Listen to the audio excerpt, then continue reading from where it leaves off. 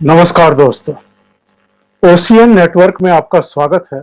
मैं हूं ओमकार चौधरी। पिछले कुछ समय से आप देख रहे होंगे महाराष्ट्र में क्या चल रहा है, और खास तौर से जो एनडीए सरकार वहां काम कर रही है उद्धव ठाकरे के नेतृत्व में, जिसे शरद पवार की एनसीपी और कांग्रेस का समर्थन हासिल है, बल्कि तीनों पार्टियां सरकार में शामिल हैं। उनकी तरफ से किस तरह की टिप्पणियां आ रही हैं केंद्रीय एजेंसियों को लेकर के। इसकी शुरुआत तो तभी हो गई थी जब सुशांत सिंह राजपूत की संदिग्ध मौत के बाद बिहार सरकार ने इस मामले की सीबीआई जांच की सिफारिश की थी, और महाराष्ट्र ने, मुंबई पुलिस ने, यानी उद्धव ठाकरे सरकार ने इसका हाई कोर्ट और सुप्रीम कोर्ट तक विरोध किया था। उनको लगता था कि केंद्रीय एजेंसियों का राज्य में दखल सही नहीं है, और वो सही क्यों नहीं है ये आपको बाद की घटनाओं से पता चलता है। वो नहीं चाहते थे कि सीबीआई या एनआईए या ईडी या एनसीबी या इनकम टैक्स डिपार्टमेंट किसी भी तरीके से महाराष्ट्र के अंदर दखलंदाजी करे, जांच पड़ताल करें।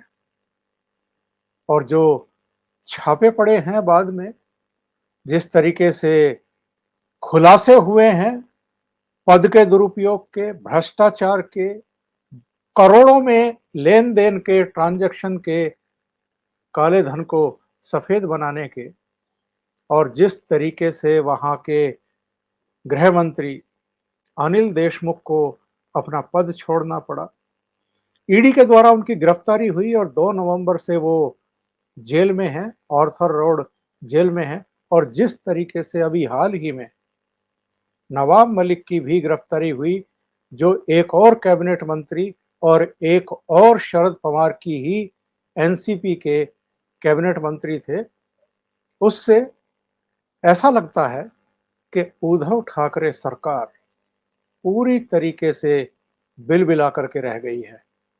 उनको लगता है कि वो पावर में हैं लेकिन कुछ कर नहीं पा रहे हैं।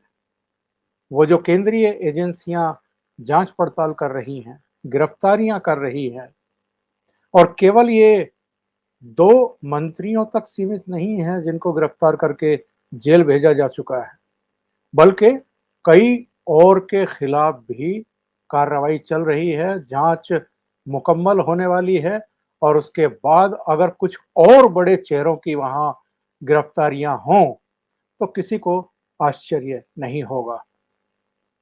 जिस तरीके से शरद पवार ने नवाब मलिक की गिरफ्तारी के बाद एक बयान दिया है जो बेहद आपत्तिजनक है, जिसमें उन्होंने कहा था कि नवाब मलिक का दाऊद इब्राहिम के साथ जानबूझ करके नाम जोड़ा जा रहा है क्योंकि वो मुसलमान हैं, और ये भी कहा था कि उनके खिलाफ राजनीतिक बदले की भावना से इसलिए कार्रवाई हो रही है क्योंकि वो मुसलमान हैं। इसी तरह की चीजें संजय राउत ने कुछ दूसरे अंदाज में कही प्रतिक्रिया देते हुए। और अलग अलग मामलों में जब केंद्रीय एजेंसियां इन्वॉल्व हुई तो किस तरीके से महाराष्ट्र में काम कर रही 3 दलों की एमवीए सरकार की भरगुटियां तनी हैं, वो हमने और आपने देखे हैं। इसी तरीके से जब केंद्रीय एजेंसियां पश्चिमी बंगाल में जाकर के जांच पड़ताल करती हैं, पूछताछ करती हैं, या आगे बढ़ने की कोशिश करती हैं, तो किस तरीके से केंद्र सरकार पर और केंद्रीय एजेंसियों पर आरोप तराशी का काम किया जाता है, ये भी हमने और आपने देखा है। प्रधानमंत्री नरेंद्र मोदी ने शरद पवार, वहां के कुछ दूसरे नेताओं के हाल के बयानों पर तीखी प्रतिक्रिया व्यक्त की है। और ये तीखी प्रतिक्रिया उन्होंने कब व्यक्त की है? अभी जब बृहस्पतिवार को नई दिल्ली स्थित भारतीय जनता पार्टी के राष्ट्रीय मुख्यालय में उत्तर प्रदेश, उत्तराखंड, गोवा और मणिपुर की जीत के बाद एक जश्न का माहौल था और वहां पर जो बीजेपी की टॉप लीडरशिप है वो इकट्ठा थी।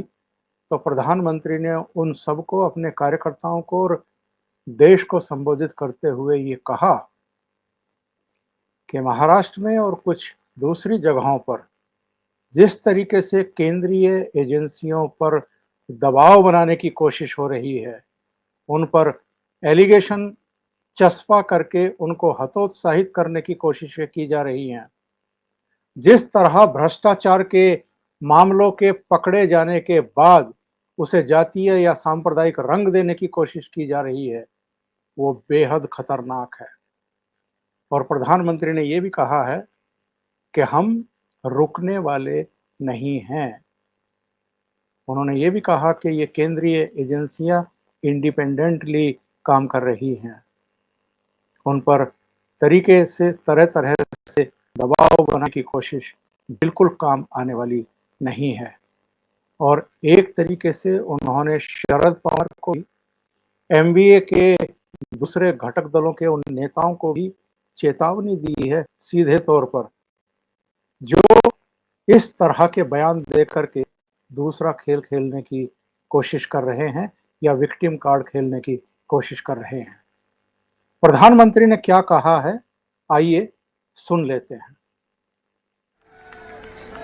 साथियों, आज एक और विषय में देश के लोगों के सामने रखना चाहता हूं। ये विषय है भ्रष्टाचार के खिलाफ कार्रवाई को रोकने की साजिश। आप मुझे बताइए साथियों, क्या भ्रष्टाचार के खिलाफ कार्रवाई होनी चाहिए कि नहीं होनी चाहिए? भ्रष्टाचार करने वालों पर कड़ी कार्रवाई होनी चाहिए कि नहीं होनी चाहिए? ये भ्रष्टाचार रूपी दिमाग देश में से नष्ट होनी चाहिए कि नहीं होनी चाहिए?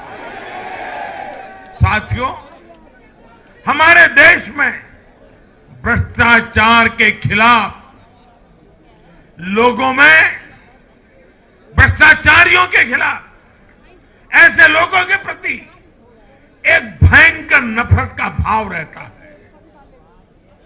देश की गाढ़ी कमाई को लूटकर अपनी तिजोरी भरने की ये प्रवृत्ति कुछ लोगों की पहचान के साथ जुड़ गई है।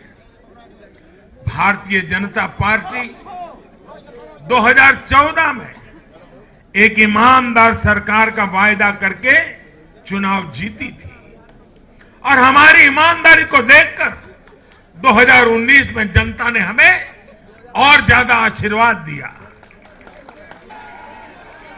और देश हमसे अपेक्षा करता है कि मोदी जी, आपकी सरकार सिर्फ प्रामाणिक रहे इतना इनफ नहीं है। आप ही हैं, आप ही की सरकार है जो भ्रष्टाचारियों को सजा कर सकती है, उन पर कठोर से कठोर कार्रवाई कर सकती है। मुझे बताइए, जनता की इस अपेक्षा को मुझे पूरा करना चाहिए कि नहीं करना चाहिए? जनता की आशा आकांक्षा के लिए सरकार ने जिम्मेवार व्यवहार करना चाहिए कि नहीं करना चाहिए? लेकिन आज हम देख रहे हैं जो निष्पक्ष संस्थाएं, जो पूरी तरह इंडिपेंडेंट है, वे अगर भ्रष्टाचार के खिलाफ कार्रवाई करते हैं तो ये लोग और उनका पूरा इकोसिस्टम अब भ्रष्टाचारियों की रक्षा करने के लिए उन संस्थाओं को बदनाम करने के लिए मैदान में आ गए हैं। ये देश का कितना बड़ा दुर्भाग्य है कि घोटालों से घिरे लोग एकजुट होकर अब अपनी इकोसिस्टम की मदद से इन संस्थाओं पर ही दबाव बनाने लगे हैं। जांच एजेंसियों को रोकने के लिए ये लोग अपने इकोसिस्टम के साथ मिलकर नए नए तरीके खोजते हैं। इन लोगों को देश की न्यायपालिका पर भी भरोसा नहीं है। पहले हजारों करोड़ रुपए का भ्रष्टाचार करो, फिर जांच भी नहीं होने दो, और जांच करे तो उस पर दबाव बनाओ। ये इन लोगों की प्रवृत्ति है। और देश के लोगों को एक और बात पर मैं ध्यान देना के लिए आकर्षित करना चाहता हूं। ये लोग किसी भ्रष्टाचारी पर कार्रवाई होते ही उसे धर्म का रंग देते हैं, प्रदेश का रंग दे देते हैं, जाति का रंग देने लगते हैं। ये नए तौर तरीके शुरू हुए हैं। किसी माफिया के खिलाफ अदालत कोई फैसला सुना देती है तो भी उसे ये लोग धर्म और जाति से जोड़ देते हैं। ऐसे में भारत के मैं सभी संप्रदायों से आग्रह करता हूं, मैं सभी जाति पे गर्व करने वाले ईमानदार लोगों से आग्रह करना चाहता हूं। उन सबको सोचना होगा कि ऐसे भ्रष्टाचारियों, ऐसे माफियाओं को अपने समाज से, अपने संप्रदाय से, अपनी जाति से दूर करने की हिम्मत करें।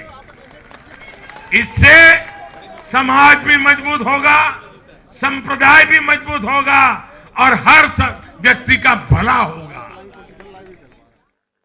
अभी के लिए इतना ही। बहुत बहुत धन्यवाद।